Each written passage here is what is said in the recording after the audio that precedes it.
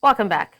Now, with Kenya's Supreme Court temporarily suspending a lower court's ruling that declared the 2023 finance law unconstitutional, the government can continue collecting taxes and implementing revenue-raising measures until the 10th or the 11th of September 2024, when the Supreme Court hears the appeal.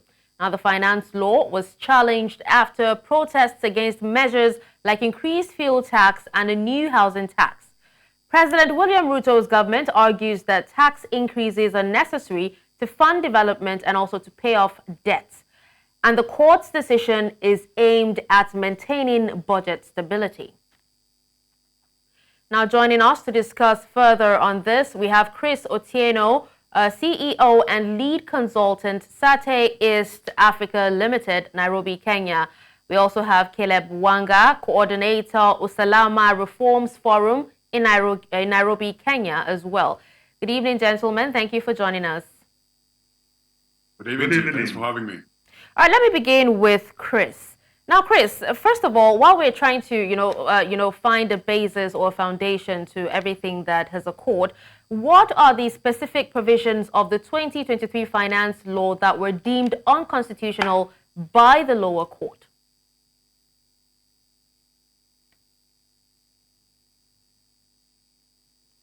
Decision by the lower court, and like we know, the court has jurisdiction over these lower courts and anybody that practices law in that particular item.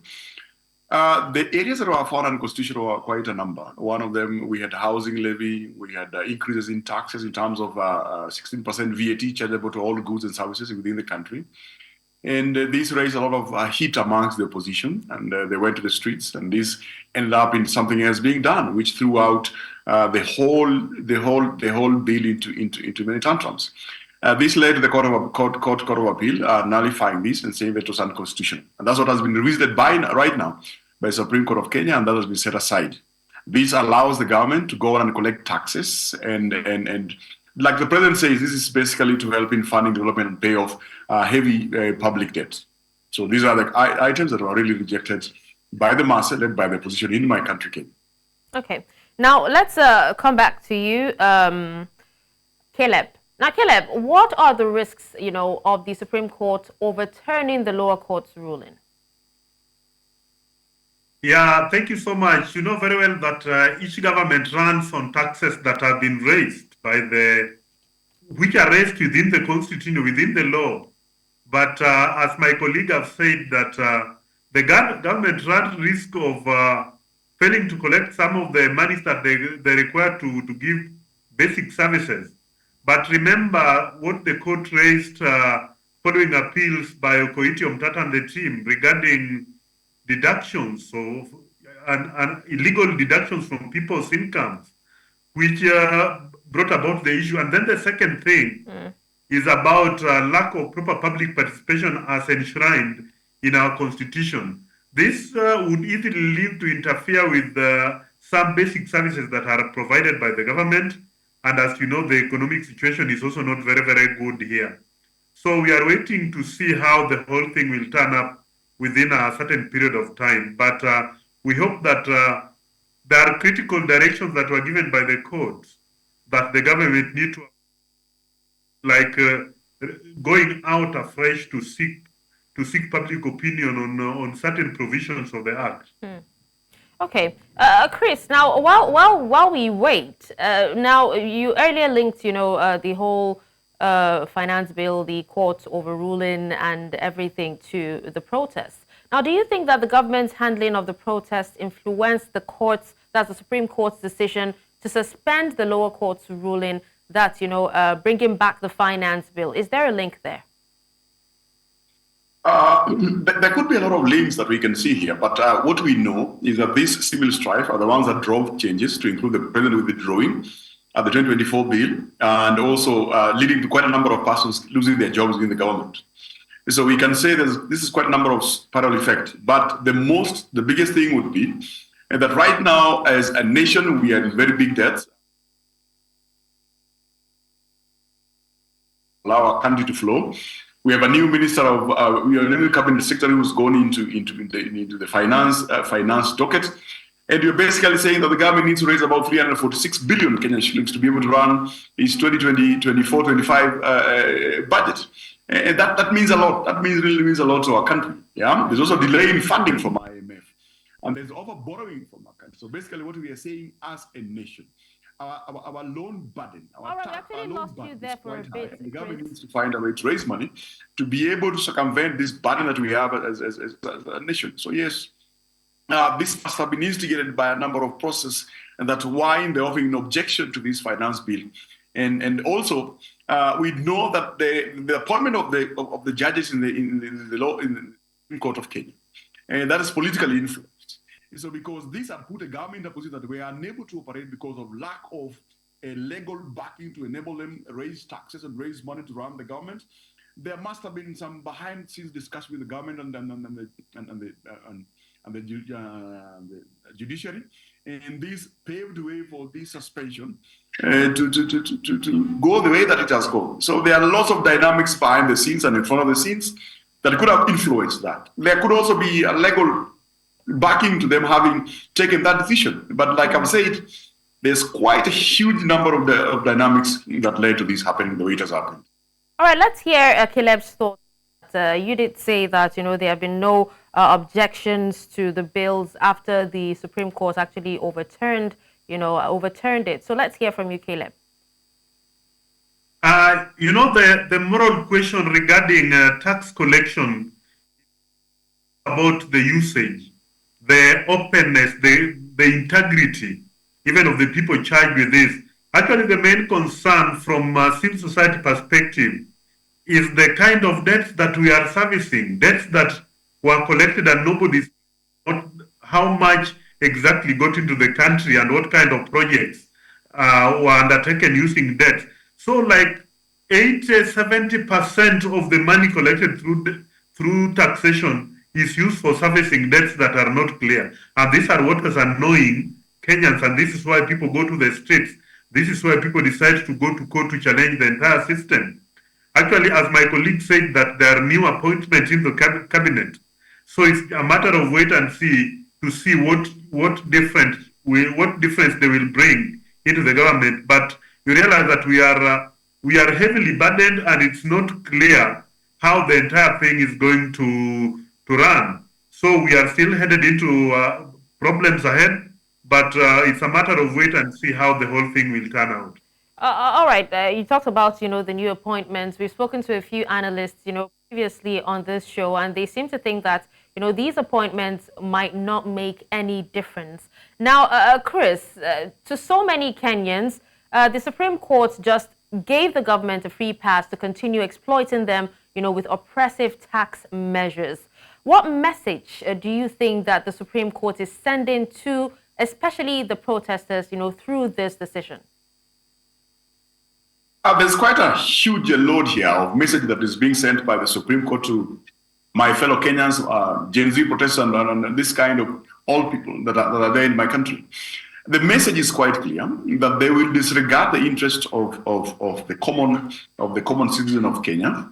They want to run this on just like what my brother has mentioned. They want to run this in transparent, lack of transparency and things like that.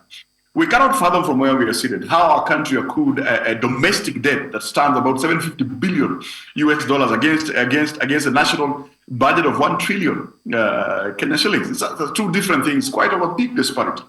So when we rule to give leeway for government to continue these oppressive taxation measures, then we are basically saying they sort of disregard to the common citizen of this nation of Kenya, and that could have ripple effects. So I think the security apparatus of this nation need to really sit down, analyze what is happening out there, and really be able to advise the government that the direction that we have taken could instigate further public skirmishes, could instigate further public strife, and that could lead our country down the trench. The many times that guys have gone out to the streets has meant a lot of loss in terms of revenue, in terms of business closing down, in terms of international investors, not having any more confidence investing in this country of ours. That has quite a number of ripple effects. So the judgment given by the Supreme Court is a judgment that needs to be analyzed properly, because it might not favor the dynamics down there, and the common citizen might continue feeling that there is more leeway for them to be oppressed more and more and more. That is not really a good communication that we would like to pass at this particular time, that the household spend per house in this country is pretty high. So a wrong message there. Okay. Caleb, let's come back to you on that same question. And you've actually been saying that we wait to see how it pans out. We'll wait for September 10th to 11th to see how it pans out. So share your thoughts on, how the Kenyans feel about, the Supreme Court giving the government a free pass, to continue exploitation with oppressive taxes. The biggest challenge the political class has brought on us sometimes is targeting state officers to do with the political blackmail. For instance, you realize that politicians, mostly in the ruling party, they ended up attacking even court judicial officers, trying to blackmail them to influence decisions that are being made. And these things are entirely, they are coming out because of the kind of opulence that is also being shown by our political class. We are in a country where a cabinet minister displays shoes worth $10,000. It's as if it doesn't matter the kind of economic situations Kenyans are going through. So as we wait and see, we are not out of the woods yet because we don't know how the whole thing might turn out. Caleb, while you're talking about, the economic situation now, it came to my head on the amount that has been lost to corruption. According to research, 600 billion Kenyan shillings has been lost to corruption annually. And, some quarters have also argued that, the real motive behind the government's desperate push for tax increases is not even for to fund development programs, but to line their own pockets. They also accuse the government of perpetuating corruption through tax evasion as well.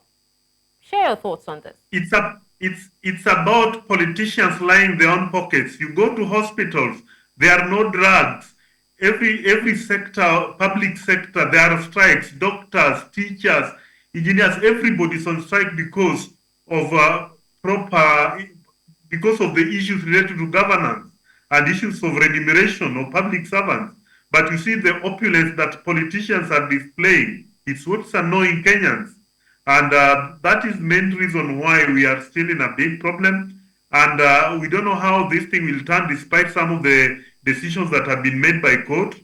Because previous years, there are a lot of court orders that have been defied, though the financial bills and the acts where activists went to court, they are not able to ignore them because those are the provisions in the law, and you cannot mag people to pay taxes. So we are still waiting to see how things are going to turn out. Okay, let's hear Chris's thoughts on the amount lost to corruption annually. You actually did mention that they spent $750 billion for debt servicing. I didn't really catch the year, but please go ahead. Yeah, like you've said, the amount that you mentioned is humongous, and that's an amount that can fund so many projects and sustain a lot of lives in my country, Kenya. But just like you've said, like my brother's life will say, there is budgeted corruption, and this is part of the items that the Gen Zs put up in their quest to have reforms in how public spending is approached. All right, the amount of debt that we have is huge. You cannot lump the amount of debt we have to the amount of corruption and claim and pass that down to the common citizen of Kenya to pay. That means that per day, as a citizen of this nation, I'm almost required to pay Kenya shillings 9,000, which is almost about $500 or something like that per day. That's a very huge amount. So we are saying that developmental projects must be executed on the borrowed amount of money, and there must be a lot of transparency in that. Where there is lack of transparency, then we will see our public debt going up because the money given to us is not being spent rightly as it ought to be spent. So we can say, firmly from where we are seated, that the 750 billion in terms of domestic debt, which stands at that amount, part of it is what is going on into corruption, and projects many of them are incompleted. You go out, you see a political class going to inaugurate projects that were started long time ago with another year's budget, and that is being lumped into this year's budget. So the amounts you're talking about here are very humongous, and that is what keeps piling on the public debt. That's what keeps piling pressure on the common citizens of Kenya to be able to spend more and more in terms of debt servicing and fail to cater for the domestic requirement of each and every household. And like I've said, that has all spun up domestic spending to very, very, very huge amounts. And so this budget corruption is costing us. And as long as it continues, we know the number of the rank that we take as a nation in Transparency International ranking, in integrity ranking, and that's not very good for a country. That actually takes into account what you just mentioned. The amount is humongous. 600 billion is quite a big amount of money. All right, you're talking about spending $500 approximately daily. How do the tax measures introduced in the finance law align with the government's ability to implement its budget and revenue-raising measures? We can now say, because there was suspension of degree. Sorry, go on, Wanga. Okay, no, I was speaking to Chris. I'll come back to you, Caleb. Sorry about that. All right, what I'm saying is that you see these taxes that are being lumped to the common citizen. That presses more and more on their income, lowers their income, and more tax goes out. That basically means that my ability to spend on my domestic need is lowered because of the tax that have been lumped upon me. And this has raised a lot of tension and temperatures in the country among the Kenyan citizens, that we are paying too much taxes. We are paying too much taxes. Every now and then, the only solution a political class can think of is more and more taxes, more and more taxes.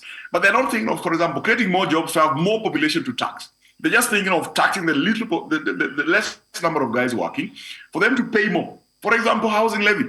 This was supposed to be a project to build affordable houses. But then look at it, how it has ended. A number of affordable houses are still in this country. None of them has been occupied. The uptake is very low.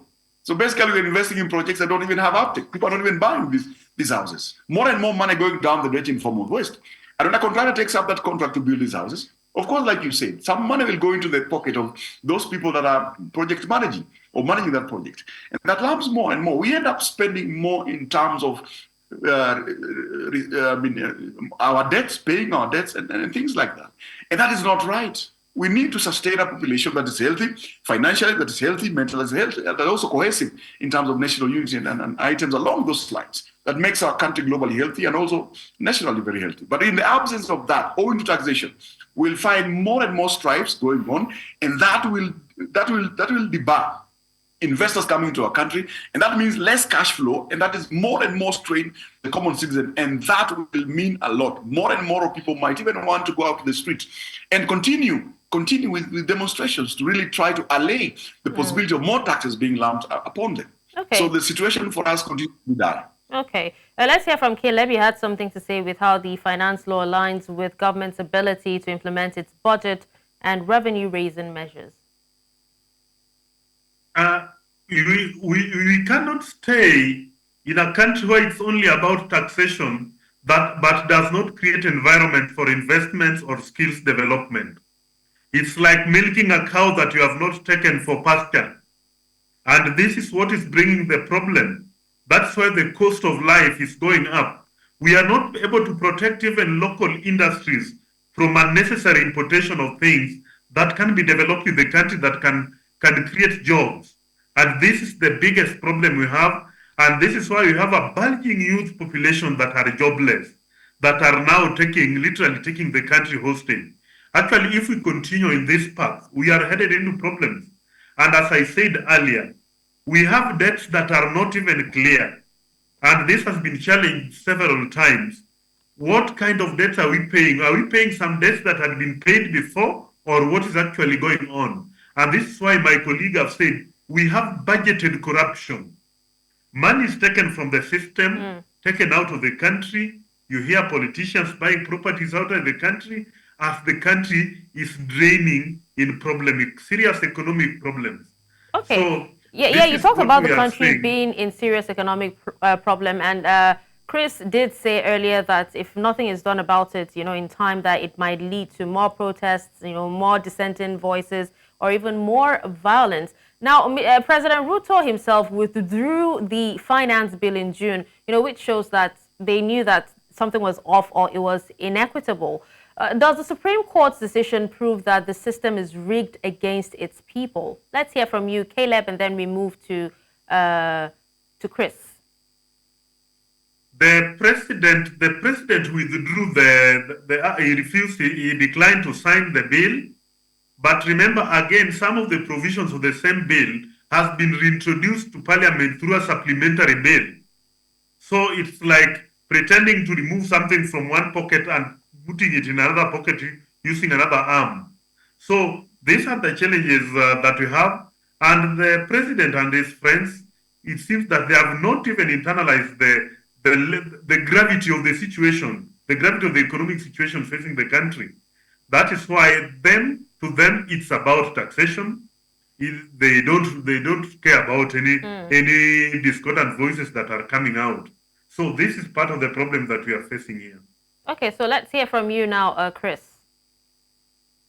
Yeah, we'll continue to face more problems in my country as long as we do not have strategic thinkers or economic thinkers who can think outside of taxation. You see, every item in this country is now being taxed. Even the youthful population, the kind of businesses that they can venture into, which is more or less IT-based, ICT-based. A lot of taxes are being introduced along that line. Now, you have a population without a capital, a small capital that can be raised from here and there. That capital is also being taxed and being taxed highly. The kind of business it can go to is subjected to more and more taxes. Basically, it means here that we're going to have very difficult times ahead. We're also seeing quite a number of investors migrating from our country to more friendly investment countries. Like, for example, our neighbors in Tanzania and our neighbors up there in Ethiopia. A lot of businesses moving those areas. Other businesses that are surviving the country, they are cutting down on their employee numbers, on the operational numbers, right? And that basically means that less and less population, less and less members of my country, or less and less citizens in my country of Kenya, will be subjected to taxation. And that will mean, because government wants to raise a certain amount of money, which they have actually quantified, $346 billion US, but that means the smaller population that remains in the workforce is the population that will be taxed. You can imagine how much tax will be for a small person. That will be lump sum, huge amounts of money, almost splitting your salary into two. How do you take care of your transport? How do you take care of your food? How do you take care of that basic needs? It becomes impossible. So I see more and more voices, dissenting voices to this implementation. I see more and more pastors joining this bandwagon. The members of parliament who are lawmakers, some of them have been subjected to very difficult situations back in their constituency, because Gen Zs have called the citizens there to recall them back and for them to seek fresh mandates to go out there and represent them. So there's a lot of difficult times ahead, and this reintroduction still means more and more hard times for us, and more stringent measures will have to come in response to that. Speaking of hard times, we've had Kenyans say that they cannot afford to eat, let alone, pay taxes, and the government is strangling them with so much taxes. And we do hope that, something is actually being done, or something should be done, to alleviate the sufferings of Kenyans. But thank you so much, Chris Otieno, CEO and lead consultant, SATE East Africa Ltd, and also Caleb Wanga, coordinator, Usalama Reforms Forum, all the way from Nairobi, Kenya, for joining us and speaking to us on this.